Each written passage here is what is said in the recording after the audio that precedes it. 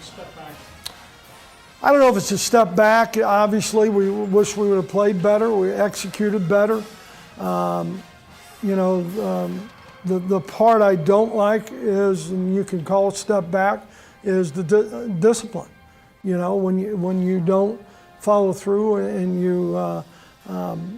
the false starts, it drives me crazy. Well, I think the first thing is, and we were talking about their defense, and you've watched Jalen enough,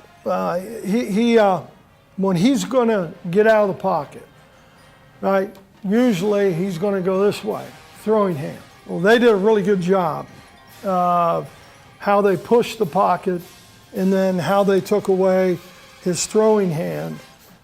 We call it bow when we do it, and we've done it to Cordero and those guys who can really run. But they took that away, and then I think he pressed a little bit. I think he pressed a little bit too much. And again, it's just not the quarterback. We got to protect better, got to run better routes. You know, it's all part of that. So, you know, it's something that he'll learn from. I know that, and he'll do a good job with it. In the portal, will you look for a quarterback? No. Nope.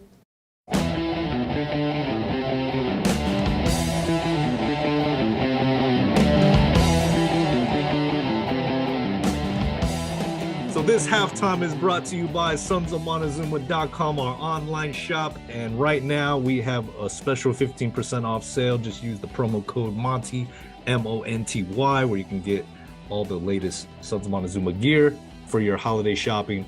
And for right now, we are auctioning off a couple. James, you were Aztec Warrior for Halloween. What do you call those bats that Aztec Warriors use? What is it called? The macahuito. Macahuito. We have some custom-made macahuitos, right? And these things are sick. They have like fake obsidian blades around the outside of them. They look awesome. I sold one of them this past weekend, and all proceeds are going towards Aztec Athletics. We're going to be making donations to various sports and clubs and whatnot. So we do have them at our disposal to sell. So if you are interested, I can post some pictures online. You definitely want to get them. They're handcrafted from a diehard Aztecs fan that we all know, but I won't say his name to reveal his identity. And I'm sorry, they're macuahuito. Macuahuito. Macuahuito. Don't butcher that. Don't butcher it.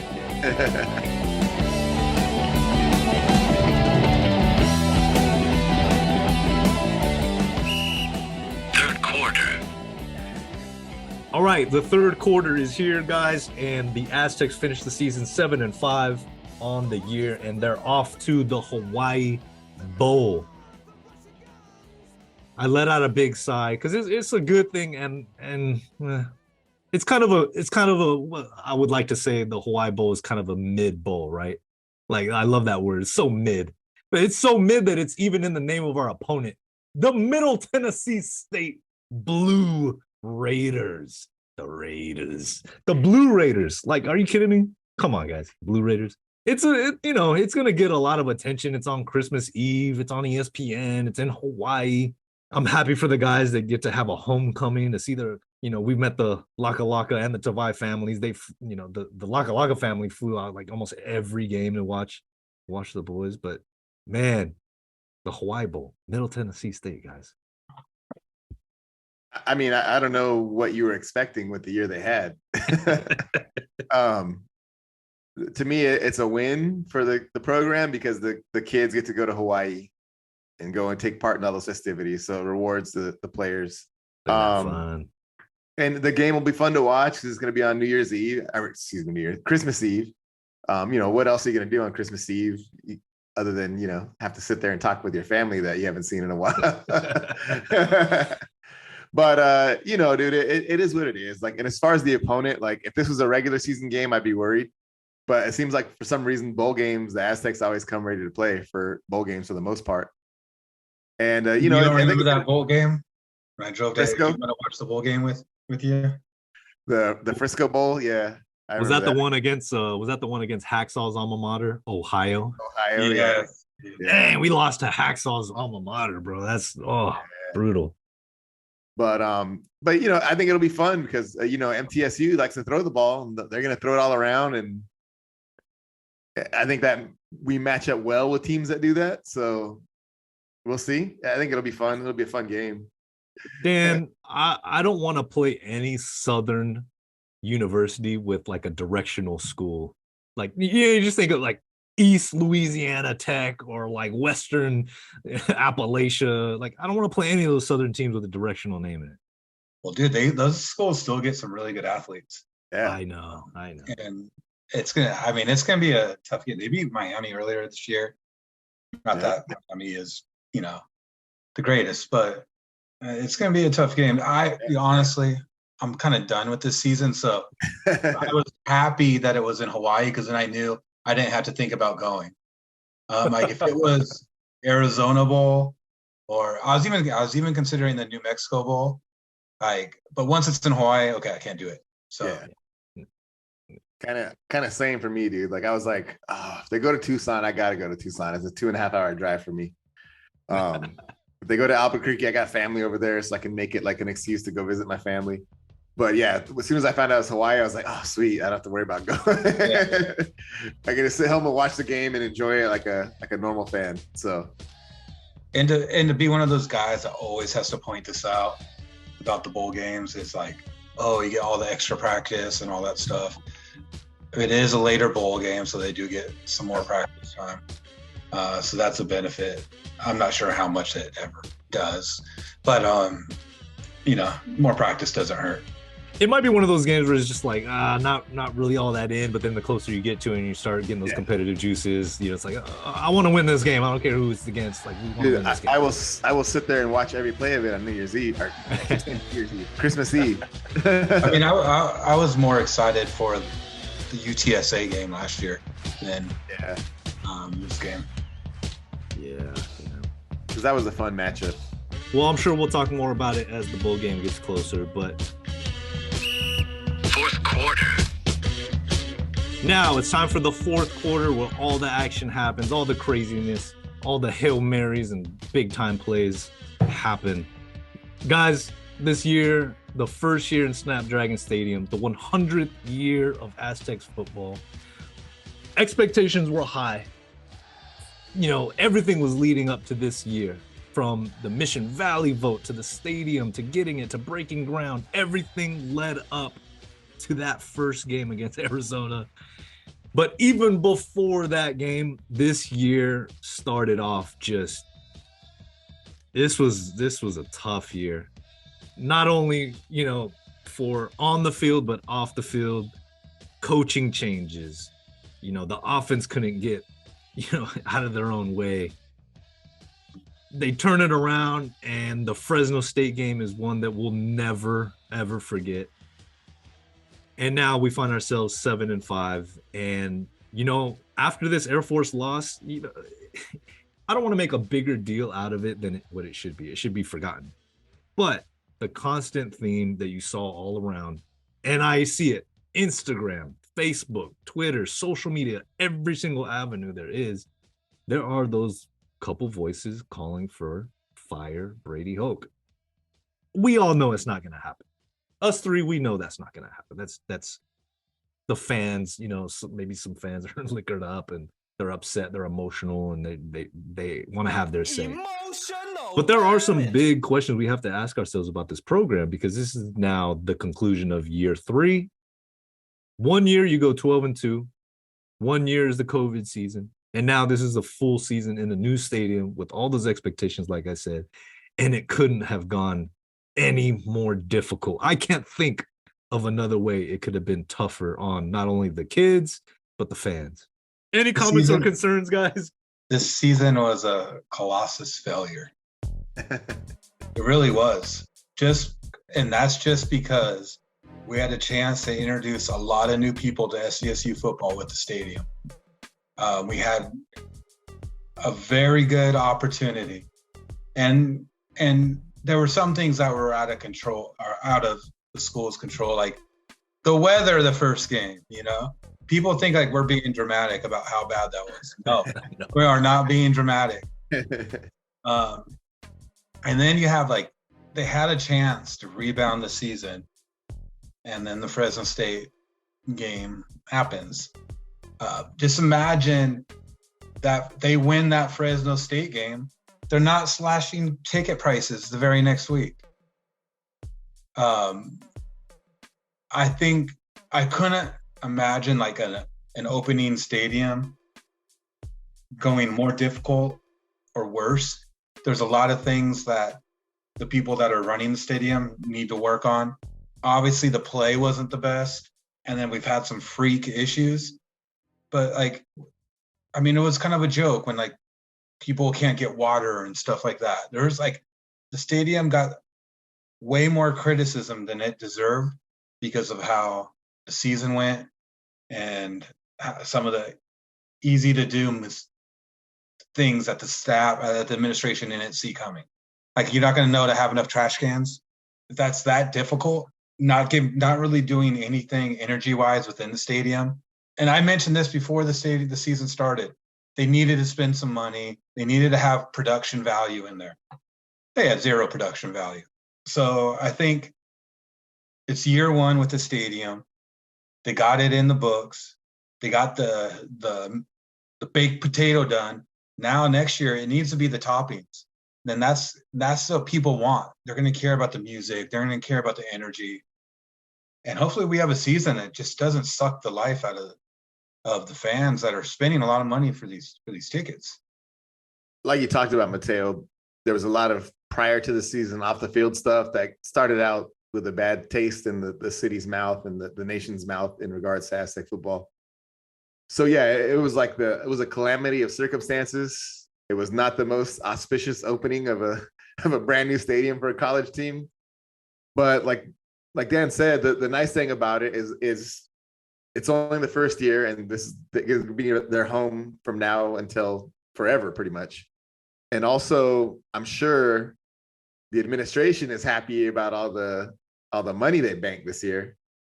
I'm sure this stadium was like a cash machine compared to what was going on at Qualcomm. And I think you can evidence that by the fact, I don't know if you guys caught it, but San Diego State submitted a study to see the feasibility of fielding a hockey team, a college hockey team.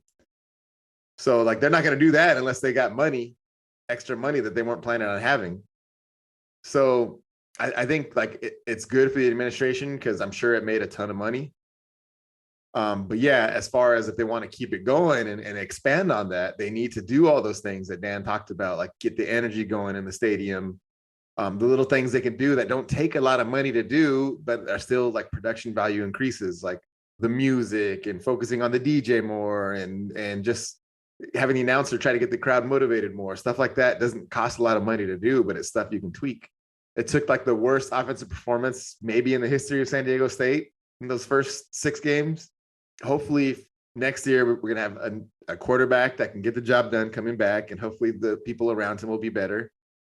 We may not have a great season because we may be losing games like 45, 43 or things in that nature, but at least it'll be more fun. At this point, I would take that.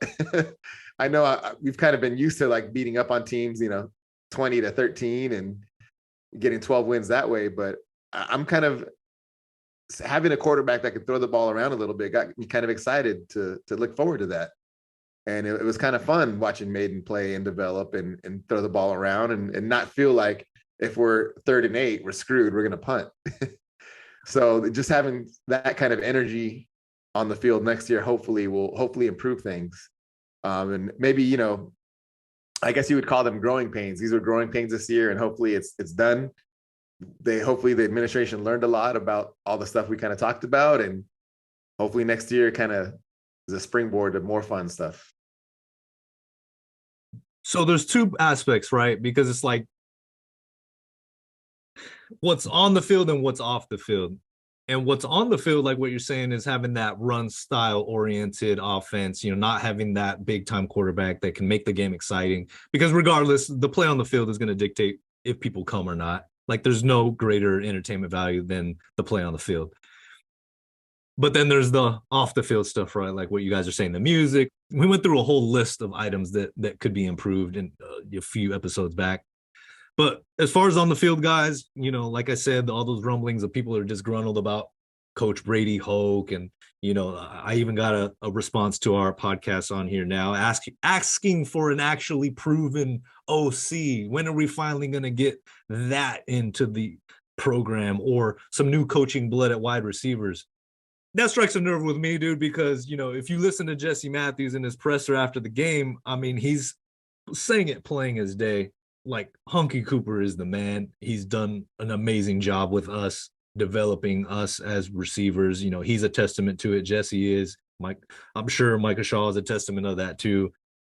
With Horton stepping back in OC, I mean, it's night and day, the difference that he's brought in there. So I don't see a new OC coming in and, electrifying the offense and, flipping tables over and getting this thing to where it's a 50, 40 point, every single game type of thing. The fans that want coaching changes, I think they're going to be disappointed.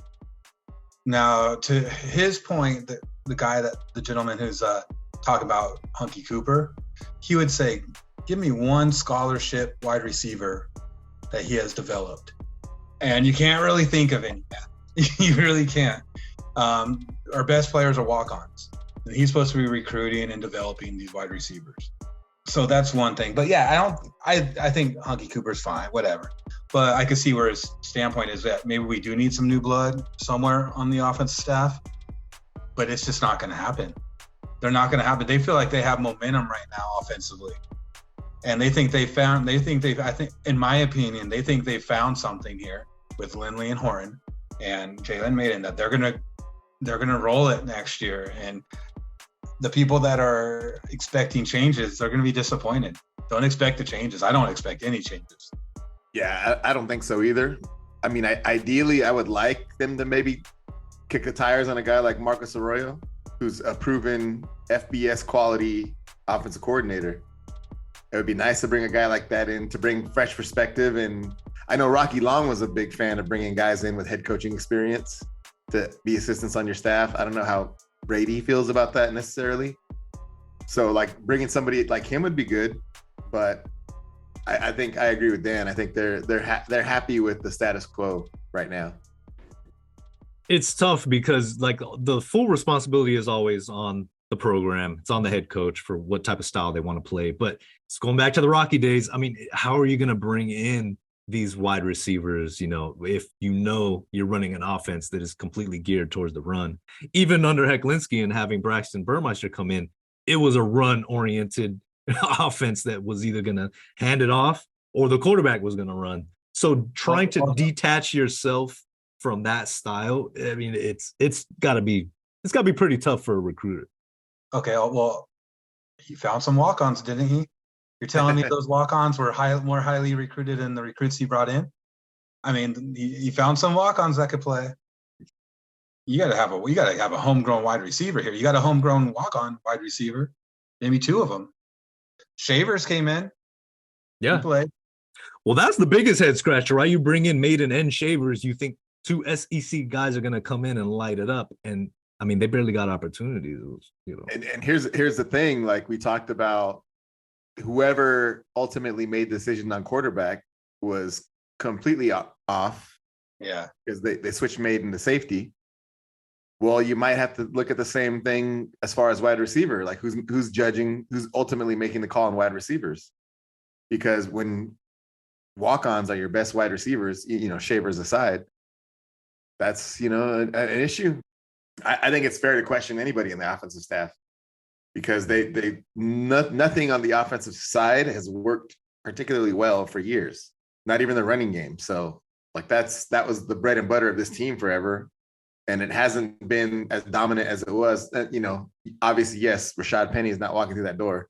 Donnell Pumphrey isn't walking through that door, but still, they should be sufficiently talented with the type of running backs they can get, the type of offensive linemen they can recruit to be physical. We don't have to run like we did in the heyday when we won back-to-back championships, but -1 yards rushing against Air Force, come on, man. That's unacceptable.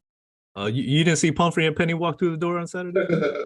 Pumphrey's on the sidelines, man, or wherever he's at, and Penny was there for sure. That was really cool to see. But it's so hard, man. It's so hard to have these debates or answer these questions because it's the same mismanagement that happened earlier in the season. the one that's responsible for overseeing that mismanagement is the same one that's overseeing the turnaround. And like you said, Dan, this momentum, they got something here that you got to ride with it. But that's what makes this offseason so interesting now is, okay, well, we're going to roll with what we got.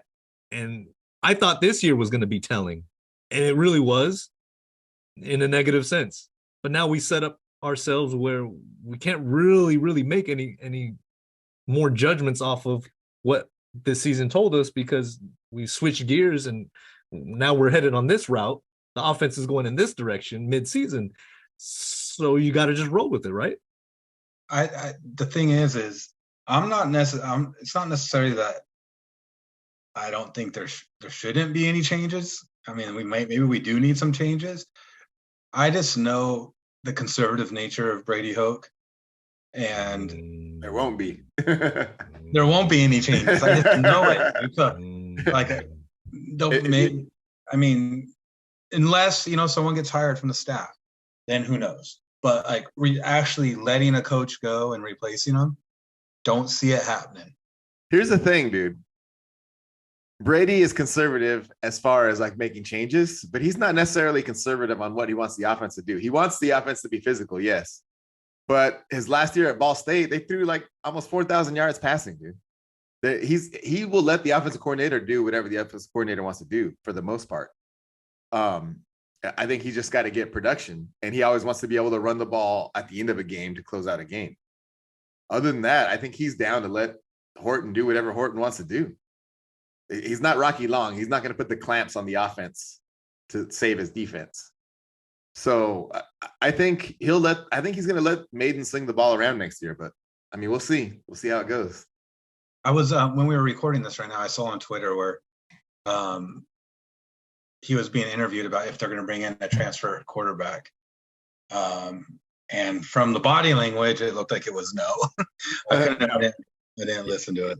No, he said no. Absolutely not. Yeah. So they're riding with Maiden. As they should. I mean, you still do have Kyle Crum and Leo Amave waiting in the wings, who showed that they have some pretty good ability if they're under the right tutelage, which I think they are. I think they're expecting that kid they recruited to be a big time player. Javance I don't want to say his last name. That's why I just said that kid they recruited, because I don't want to try to attempt to say his name.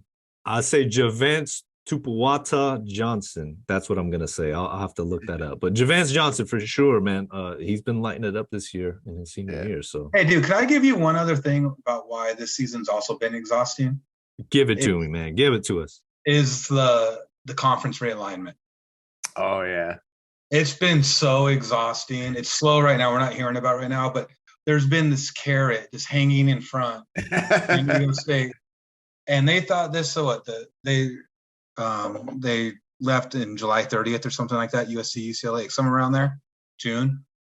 And they thought that, this will be all wrapped up in late August. And then it turns into after Labor Day. And then it turns into October. And then it's like before Thanksgiving. Dude, like that's another part of it. That's like, even when you're not watching Aztec football, you're following all this other crap that has to do with Aztec football. So like I needed a break, man. I needed a break just from caring about the school and where it's going to be playing next and what's going to happen in the future, because damn, it's been exhausting. Well, it's got to be over soon, man. You would think it's got to be over by Christmas, the realignment shit. It seems like it's never ending.